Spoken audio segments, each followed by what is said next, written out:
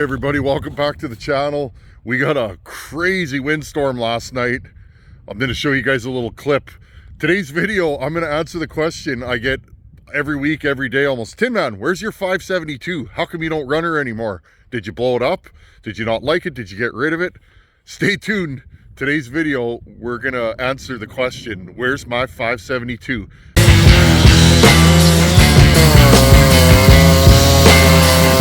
She cuts, eh?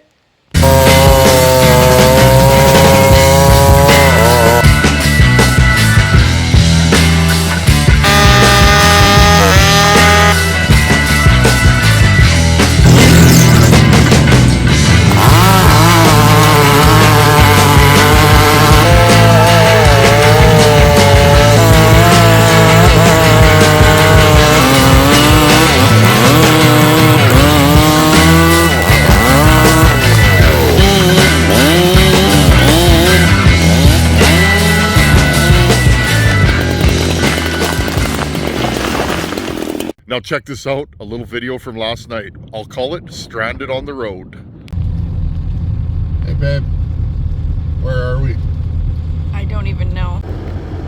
I can't see the road anymore. Well, she's there, but when you're moving, you can't really see her. So, you know, that's what's going on in the land of Tinman. That was a crazy night last night. We got home, not the worst storm. The worst storm is when both ditches are full. Usually you got a north to northwest wind, and it literally blows so much snow you can't see the highway, and then you get rock hard snow drifts that form across the highway, and you can't see them, and you just smash into them, and you get air with your truck. That can be a long drive home.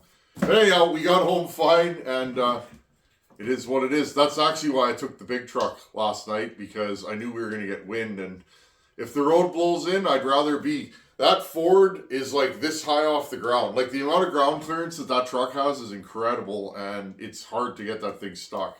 Knock on tin.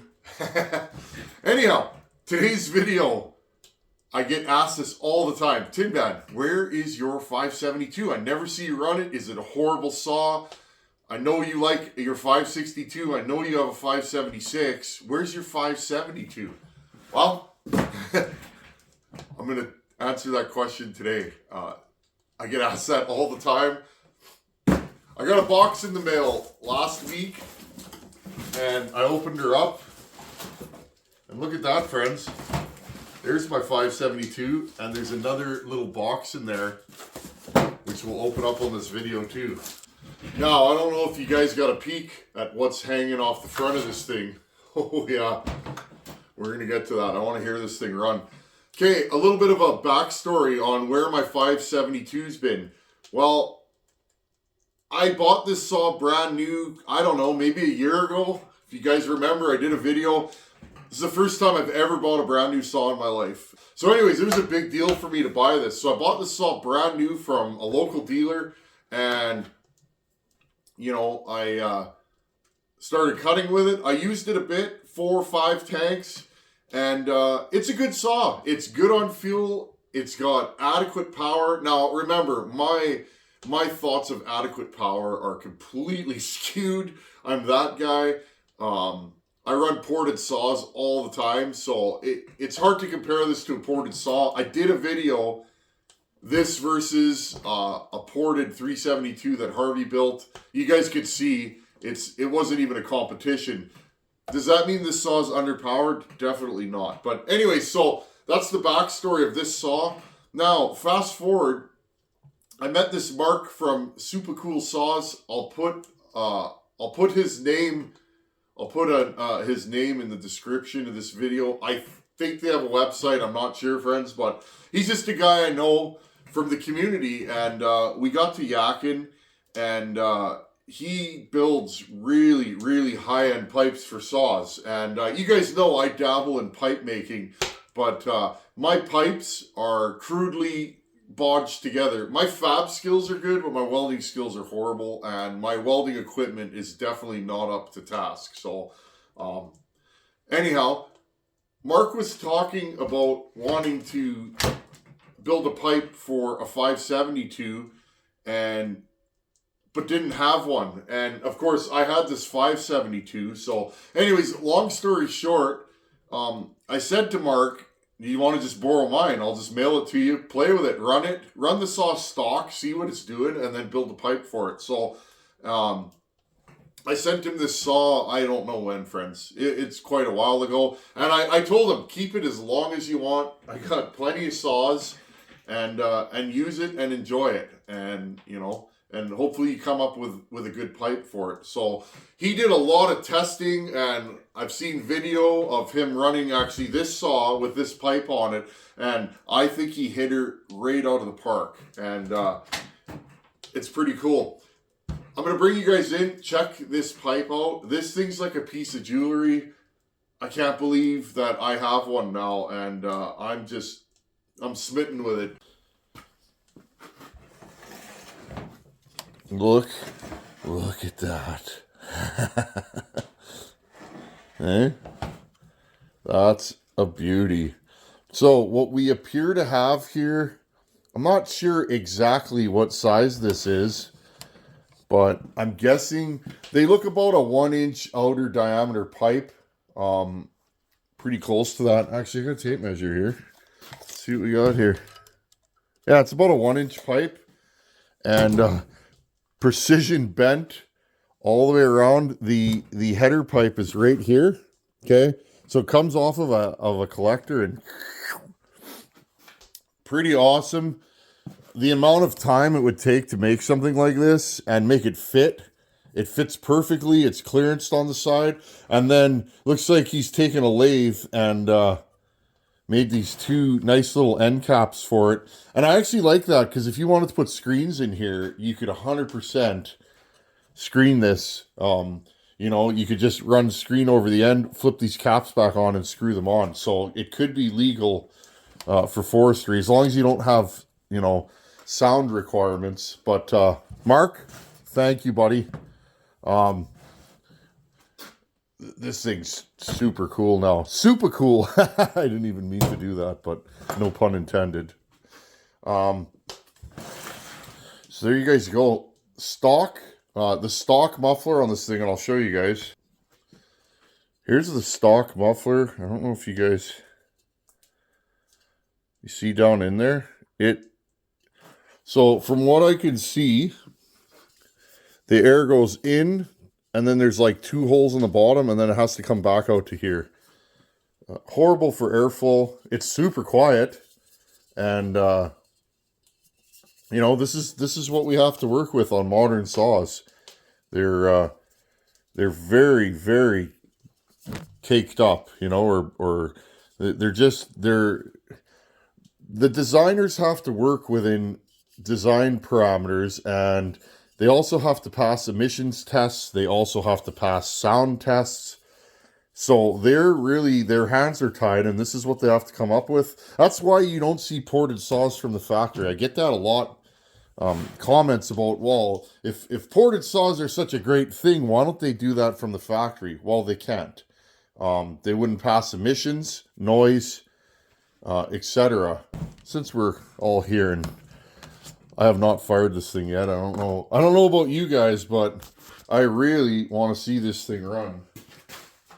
So let's just give her a go. Right here, this is 93 octane with 45:1 Opti 2. With one of these spill-proof nozzles on a Husqvarna jug, and I spill with them all the time. So if you guys can hear something in the background, if you're working on saws all the time and you're heating your shop, I have a 100 CFM exhaust fan built into the ceiling of this shop, and when I run saws, I can literally just fire the saw up and turn the fan on, and it'll suck, you know, 100 cubic feet per minute. You know, you can evacuate this whole shop in about, you know, 5 to 6 minutes if you did the math. So that's what I actually do in here. That way I don't have to open the doors, but I don't have to worry about carbon monoxide. Okay, so this is an auto-tune saw. Hit the primer. I'm going to prime it, you know, 10 times. read your owner's manual if you buy one of these, because if you don't, you're going to be going to your dealer going, this saw doesn't start. And these start perfectly if you start them properly, but they're not like the old school saws. I had a really hard time with that when I first got one of these. But I've been running auto tunes for, so make sure you guys can see me. I've been running auto tunes for, I don't even know, probably almost a decade now, and I really like them. I do. But I don't mind carrying a screwdriver. Okay, let's fire this thing up. She's primed.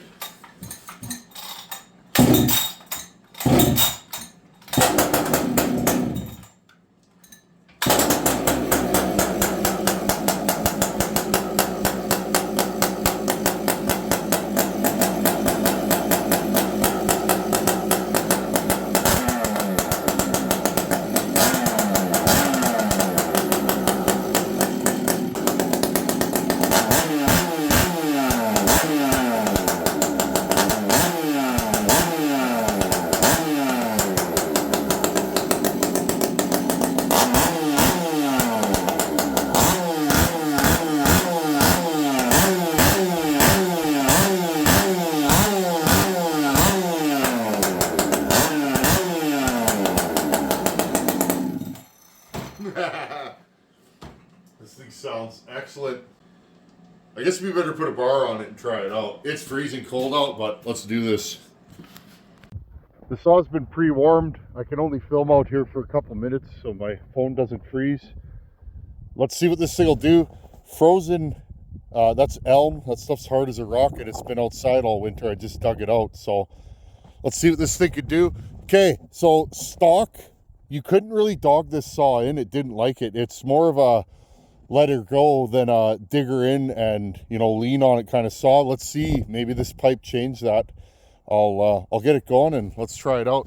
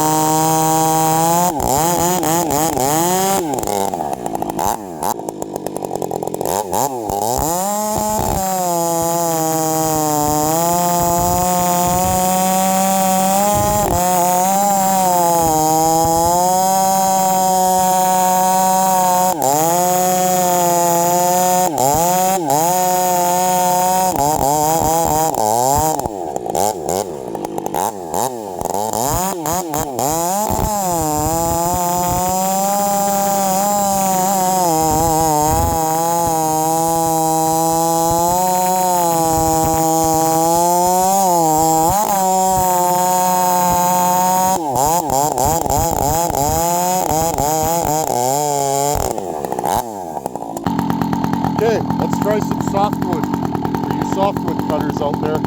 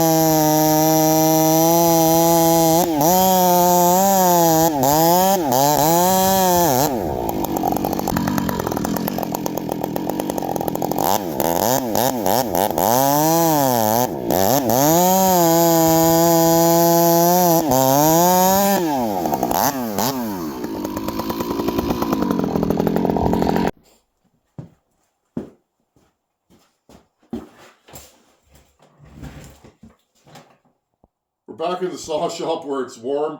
I'm going to give you guys the straight goods on this saw. Stock.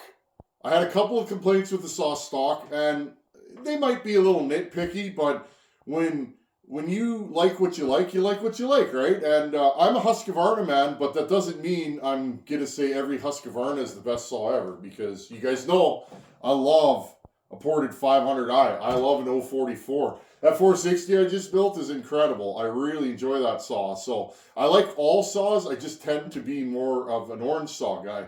It is what it is. This saw stock with this pipe on it, this muffler, it was a little lazy spooling up. It didn't have crack. When you pulled the trigger, it felt like it had a little bit of a hesitation. And the hesitation kind of went away, but I found when I was limbing sometimes, it just didn't quite have the get up and go that I was looking for. Especially when you drop like a 60-foot, a 50-foot blue spruce, and you have 200 limbs to limb, and you're going down the tree from one end to the other.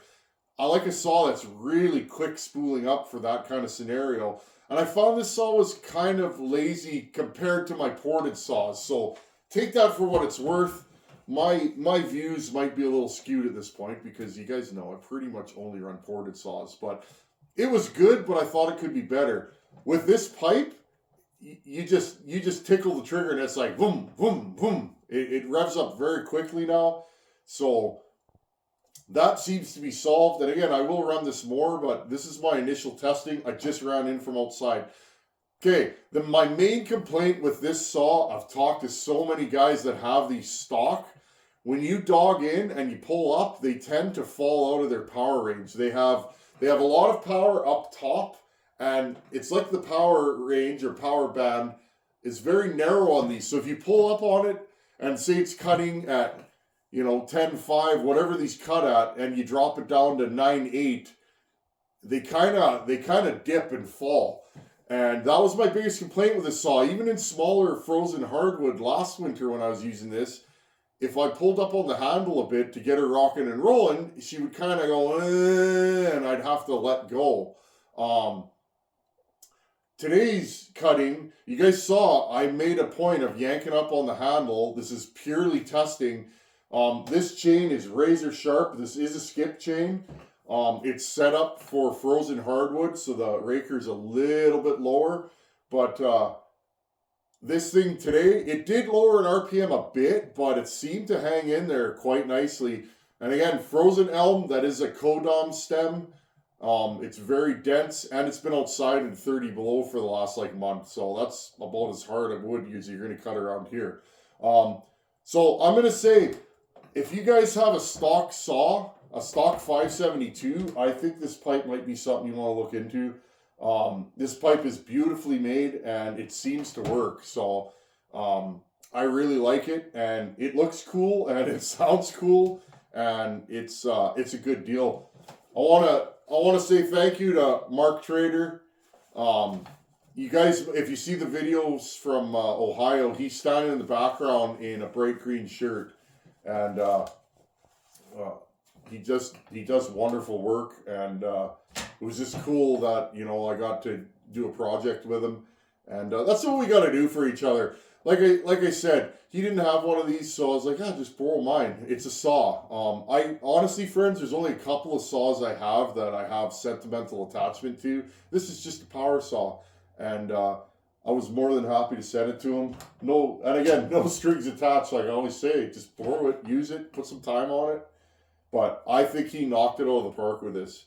I'm definitely going to grind on this saw. I want to do some more research on what I'm going to do to it.